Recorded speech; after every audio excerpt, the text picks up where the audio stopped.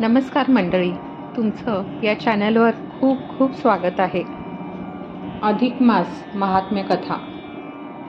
मंडळी, कर्मफलाचा सिद्धांत तुमच्यापैकी सगळ्यांना माहीत असेल. जसे आपण कर्म करतो तसेच आपल्याला फळ मिळते आणि हेच आजच्या या कथेतून सांगितलेलं आहे. अधिक मास महात्म्य कथा अध्याय 4. ज्याचे त्याचे प्राक्तन. सूत महाराज, आमच्या मनामध्ये एक शंका आहे. दानधर्म, व्रतवैकल्य, जपजाप्य करून सुद्धा मानवाला जीवनामध्ये सुख दुःख, वियोग, यातना आणि क्लेश हे का भोगावे लागतात, असा जिज्ञासू प्रश्न विचारला गेला. तेव्हा सूत पुराणिक म्हणाले, आपण ह्या जन्मी जे काही सुख दुःख भोगीत असतो ते सर्व आपल्या गतजन्मामधल्या चांगल्या वाईट कर्माचे फळ असते. पेरावे तसे उगवते हा तर सृष्टीचा नियमच आहे. करावं तसं भरावं हा देवाघरचा न्याय आहे. कर्मफळातून कोणत्याही जीवमात्राची सुटका नाही. मागे जे झालं ते आपण ह्या जन्मी भोगत असतो. आता दुसरा प्रश्न असा की ह्या जन्मी तरी चांगलं वागायचं, चांगलं बोलायचं, पुण्यकर्म करायची. असं का? तर गतजन्माचे पाप भोगण्याची शक्ती मिळावी, निदान पुढे किंवा पुढील जन्मी तरी सुख लाभावं आणि ही जन्ममरणाची बेडी तुटावी यासाठी. नाहीतर त्या तिघांसारखी अवस्था होते. सूतपुराणिक कथा सांगू लागले.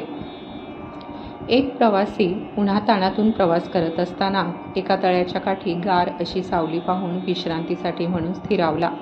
त्याने तळ्यातल्या पाण्याने हातपाय धुतले, जवळची शिदोरी सोडली, थोडासा आहार घेतला, पाणी प्यायला आणि विश्रांतीसाठी म्हणून झाडाच्या सावलीत विसावला.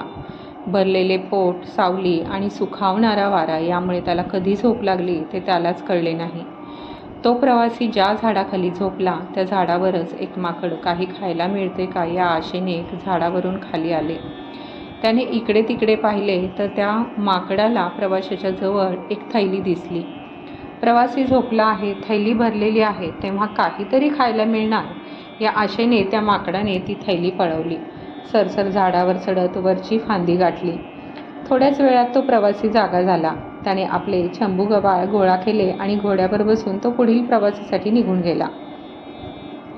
तो प्रवासी निघून गेला आणि काही वेळातच दुसरा एक प्रवासी त्याच झाडाखाली विश्रांतीसाठी येऊन थांबला. निवांतपणे डोळे मिटून भगवंताचे चिंतन करीत असताना त्या प्रवाशाला आपल्या मांडीवर काहीतरी पडले असे जाणवले.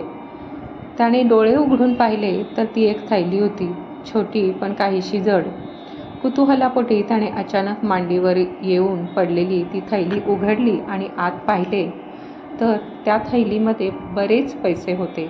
देवकृपेने अचानक धनलाभ झाला या आनंदात त्या प्रवाशाने आधी देवाचे आभार मानले, मग त्या धनलक्ष्मीला नमस्कार केला. इकडे तिकडे नजर फिरवली आणि कोणी पाहत तर नाही ना याची खात्री होताच ती पैशाची थैली कनवटीला लावून तो दुसरा प्रवासीही पुढील प्रवासात निघून गेला.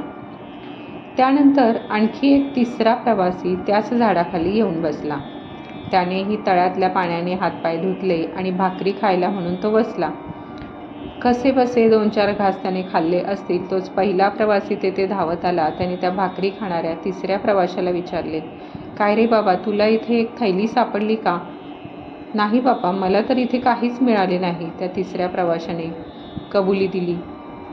तेव्हा तो पहिला प्रवासी काहीशा रागवलेल्या स्वरात म्हणाला, हे पहा, खरं सांग, तुला इथे एक थैली मिळाली ना, त्यात भरपूर पैसे होते ना, ती थैली तूच घेतलीस ना? नाही रे बाबा, मी तुझे पैसे का आणि कशासाठी घेऊ? कसली थैली, कसले पैसे, कोणी घेतले, मला तर काहीच ठाऊक नाहीये. तो तिसरा प्रवासी गयावया करत म्हणाला, अरे चोरा, चोर तो चोर आणि वर शिरजोर काय? थांब, तू असा कबूल होणार नाही, असे म्हणत त्या पहिल्या प्रवाशाने त्या माणसाला जेवणावरून उठवले आणि तो त्या तिसऱ्या प्रवाशास मारू लागला. अहो, असं काय करता? मला इथे तर काहीच मिळाले नाही. तुमची पैशाची थैली काळी का गोरी ते सुद्धा मला माहीत नाही. मी तुमची थैली घेतलेली नाही आणि त्यातले पैसेही घेतले नाहीत. मला सोडा, मला मारू नका. तिसरा प्रवासी हातापाया पडू लागला, पण त्या पहिल्या प्रवाशाला त्याची काहीच दया येईना. तो पुढे होऊन त्या तिसऱ्या प्रवाशाचा गळा आवळू लागला. त्यावेळी मात्र देवा नारायणा, धाव, वाचव, मला वाचव, असे म्हणून तो देवाची करुणा भाकू लागला. नेमके त्याच वेळी नारद मुनी त्याच भागातून भ्रमण करत आकाशमार्गाने चालले होते. त्यांनी तो झाडाखालचा प्रकार पाहिला. पहिला प्रवासी मारत होता, गळा आवळत होता, थैली मागत होता आणि तो तिसरा निरपराध प्रवासी गयावया करत होता. तो खरंच सांगत होता, तरीही तो पहिला प्रवासी मात्र त्याच्यावरच संशय घेऊन त्याला चोर ठरवून त्याला शिक्षा करत होता. तो बिचारा मात्र देवाची करुणा भाकत होता, धावा करत होता, नारायणाच्या नावाने टाहो फोडत होता. तरीही देव मात्र काही धावून येत नव्हते. हा सर्व प्रकार पाहून तिसऱ्या प्रवाशाचा निरअपराधीपणा ओळखून नारद मुनींना त्याची दया आली. नारद सरळ वैकुंठात गेले. भगवान विष्णूंना प्रार्थना करीत म्हणाले, प्रभू, एक भक्त तुमच्या नावाने टाहो फोडत आहे, तुमची मदत मागतोय, वाचवा वाचवा अशी तुम्हाला विनंती करतोय, तरी तुम्ही शांत कसे?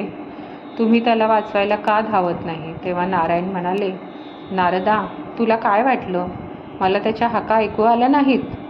आता तो खरा अपराधी नाही हे पण खरं आहे, तरीही त्याच्यावर चोरीचा, खोटं बोलण्याचा आळ येतोय. याला कारण आहे त्याचं पूर्वजन्मीचं कर्म. तो आपल्याच गतजन्मातील कर्माचे फळ भोगतोय. जे होतंय ते होणारच, त्यात मी काहीच बदल करू शकत नाही. नारदा, हा सारा त्या तीनही प्रवाशांच्या पूर्वकर्माचा खेळ आहे. त्यामुळे एकाला धनाचा वियोग, दुसऱ्याला अचानक धनलाभ, तर तिसऱ्याला निरपराधी असूनही शिक्षा भोगावी लागत आहे.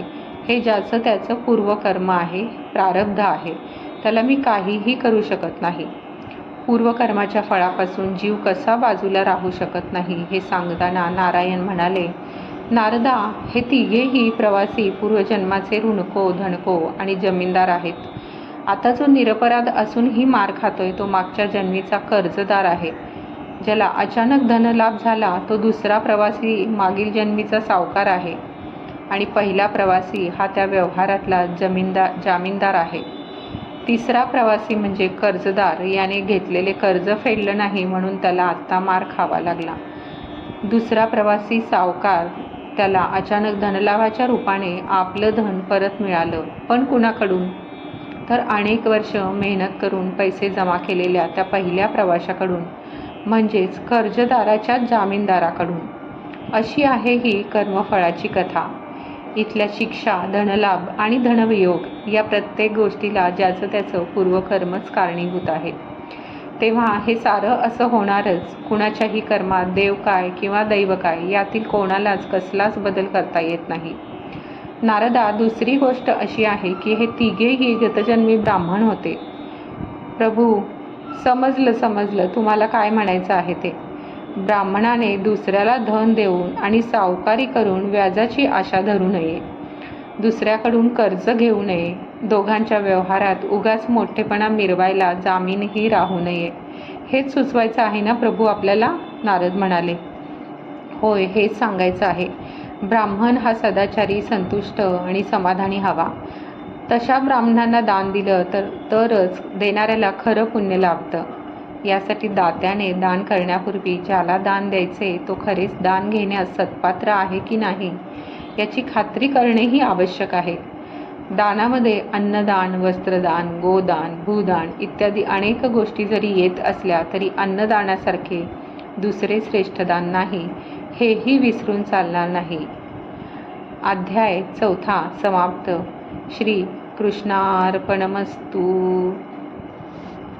कर्मांचा सिद्धांत असलेला अध्याय तुम्हाला कसा वाटला ते मला नक्कीच कमेंट करून सांगा आणि हा व्हिडिओ लाईक करा, शेअर करा आणि पुढील व्हिडिओसाठी अधिक चॅनल सबस्क्राईब करायला विसरू नका.